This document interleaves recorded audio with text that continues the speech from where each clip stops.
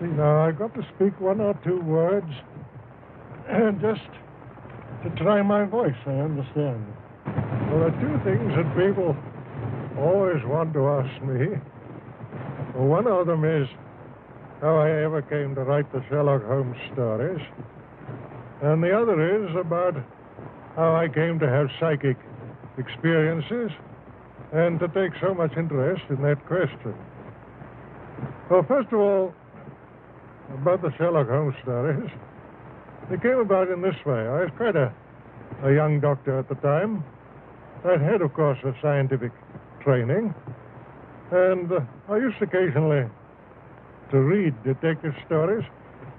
It always annoyed me how in the old-fashioned detective story, the detective always seemed to get at his results either by some sort of lucky chance or a fluke, or else it was quite unexplained how he got there. He got there, but he never gave an explanation how.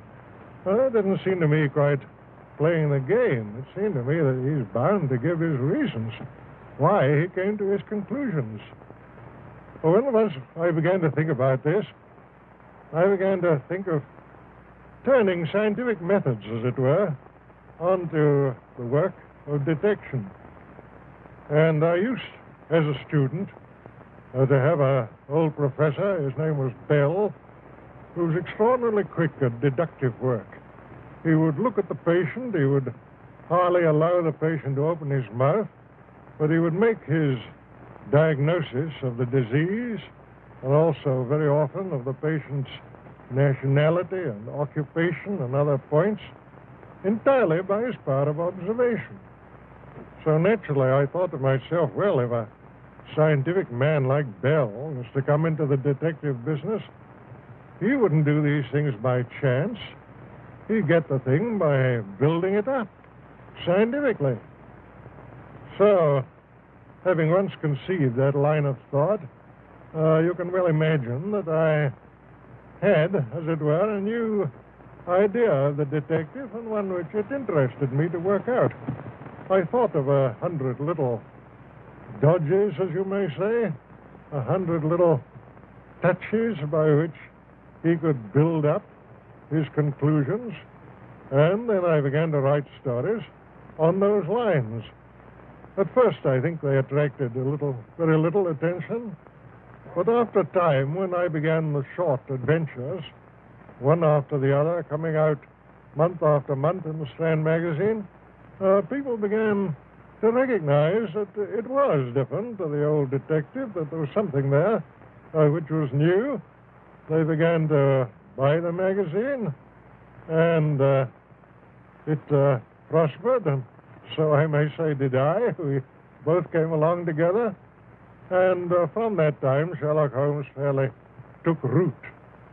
I've written a good deal more about him than I ever intended to do, but my hand has been rather forced by kind friends who continually wanted to know more, and so it is that this monstrous growth has come out of what was really a comparatively small seed.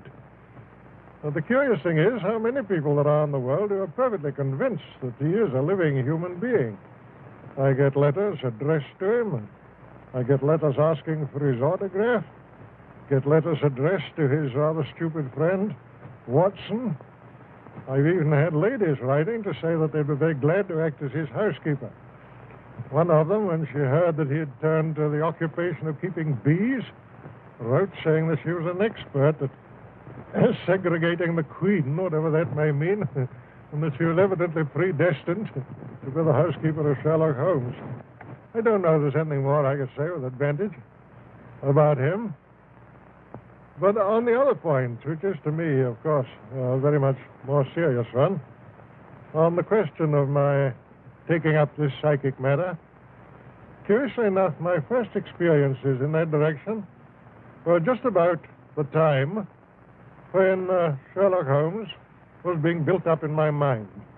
That would be about the year 1886 and 1887.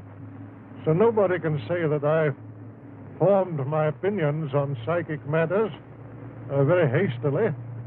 It's just 41 years now since I wrote a signed article upon the subject, which appeared in a magazine called Light, so that I put myself on record. During these 41 years, I've never lost any opportunity of reading, of studying, and of experimenting on this matter. People ask me, will I write any more Sherlock Holmes stories? I certainly don't think it's at all probable. But as I grow older, the psychic subject always grows in intensity, and then one becomes more earnest upon it, and I should think that my few remaining years will probably be devoted much more in that direction than in the direction of literature. Nonetheless, of course, I haven't abandoned writing. One has to earn one's living. But my principal thoughts are that I should extend, if I can, that knowledge which I have on psychic matters and spread it as far as I can to those who have been less fortunate. But don't, for one moment, suppose that I'm taking it upon myself to say that I am the inventor of spiritualism, or that I'm even the principal exponent of it. There are many great mediums, many great psychical researchers, investigators of all sorts. All that I can do is to be a gramophone on the subject, to go about, to meet people face to face, to try and make them understand that this thing is not the foolish thing which is so often represented, but that it really is a great philosophy, and, as I think, the basis of all religious improvement in the future of the human race. I suppose I've said with more mediums, good and bad and indifferent, than perhaps any living being. Anyhow, a larger variety, because I've traveled so much all over the world, and wherever I've gone, either in Australia, America, or South Africa, the best that there was to be had in that direction was put at my disposal. Therefore, when people come along and contradict me, who have had no experience at all, read little, and perhaps never been to a seance, you can imagine that I don't take their opposition very seriously. When I talk on this subject, I'm not talking about what I believe. I'm not talking about what I think. I'm talking about what I know. There's an enormous difference, believe me, between believing a thing and knowing a thing. I'm talking about things that I've handled, that I've seen, that I've heard with my own ears. And always, mind you, in the presence of witnesses. I never risk hallucination. I usually, in most of my experiments, have had 6, 8, or 10 witnesses, all of whom have seen and heard the same things that I have done. Gradually, I became more and more convinced on the matter as I studied year in, year out. But it was only in the time of the war, when all these splendid young fellows were disappearing from our view, the whole world was saying, well, what's become of them? Where are they? What are they doing now? Have they dissipated into nothing? Or are they still the grand fellows that we used to know? It was only at that time that I realized the overpowering importance to the human race of knowing more about this matter. Then it was that I flung myself more earnestly into it, and that I felt the highest purpose that I could possibly devote the remainder of my life to was trying to bring across to other people something of that knowledge and assurance which I had acquired myself. Certainly the results have justified me. I'm quite sure I could fill a room of my house with the letters that I have received from people telling me of the consolation which my writings on this subject and my lectures on this subject have given to them.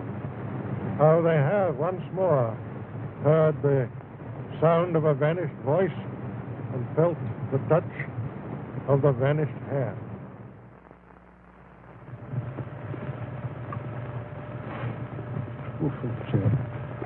Well, goodbye. Come along.